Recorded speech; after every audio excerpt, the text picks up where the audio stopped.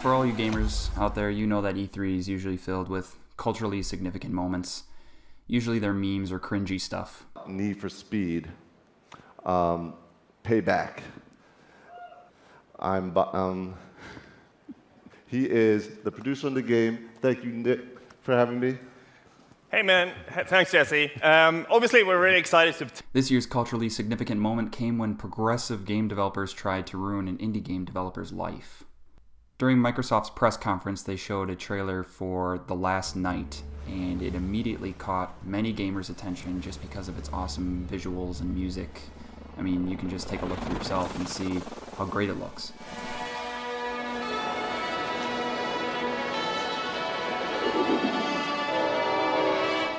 But it didn't take long for jealous game developers to start crapping all over The Last Night's developer, Tim Soret. Notable game industry people started digging up tweets of Soret's, some as old as 3 years, in which he critiques social justice and defends GamerGate. Now, if you don't know what GamerGate is, I'm not going to get into that.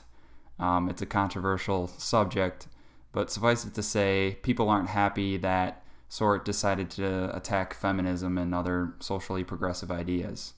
These people also found evidence that Tim Soret's game will examine the idea of a future where progressivism and not egalitarianism wins, and critiques universal basic income as detrimental. Now, if you look at what Tim says, nothing is controversial by almost any means. It's pretty clear, actually, that Tim is a person that stands up for equality, he's pro-women, he's anti-harassment. As a matter of fact, not long after his tweets came out, in 2014, he made a post clarifying his thoughts. But sadly, none of that was good enough for a lot of people in the gaming industry, the progressive people, and they decided Tim did a wrong thing, and for that he must be punished. Notable game developers and other industry icons started tearing Tim apart and calling him a garbage person. A Ubisoft developer said that he would actually pirate Tim's game, so he doesn't have to support Tim with any money. Another person suggested creating a blacklist of developers to gatekeep the industry from people that don't think the same as everyone else. Even Tim's publisher throws him under the bus. They called the wording of his statements toward feminism poor, and his beliefs about GamerGate's true motive naive. I mean, when you break it down, what Tim said wasn't at all sexist, racist, homophobic. All he said was that he disagrees with the idea that feminism is about equality, and that he thinks GamerGate is about ethics and journalism. I mean, what's so controversial about that? Apparently it all got to Tim because he actually took to the stage at E3 and apologized for his tweets, which was definitely the wrong move to make. We are obviously super happy with the trailer reception. It's been absolutely incredible. Now, of course, I have some concerns I want to address. I am embarrassed by some tweets I made in the past. I want to apologize for those. They do not in any way represent who I am today. For one, he didn't do anything wrong. His thoughts are his own, and he should be able to share them publicly without fear that his art is going to be dismantled because of it. And not to mention that the thoughts that he did share were very tame by anyone's standards. By apologizing, all Tim did was validate all the bullying he had gone through. He didn't really make amends with anyone. Now even the game itself could be in danger. Apparently, the Steam store description of The Last Night has scrubbed the reference to universal basic income, taken out that critique. My fear is that the game's story and overall premise could be changed because it doesn't adhere to progressive politics.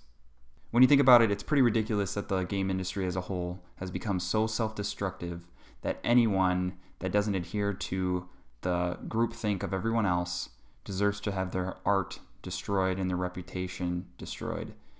I mean, if we really consider games as art, how come we're not willing to play games by people that think differently than us, that create things different than us? If everything is the same, how are we learning? How are we getting better? How are we challenging ourselves? I mean, how boring would it be if the game industry was nothing but games that all churned out the same points, the same ideas, the same ideology? I mean, what would we learn from that? How would we grow as gamers? If I personally refuse to play games by people I didn't agree with, whether that's on a religious standpoint, a political standpoint, whatever it is.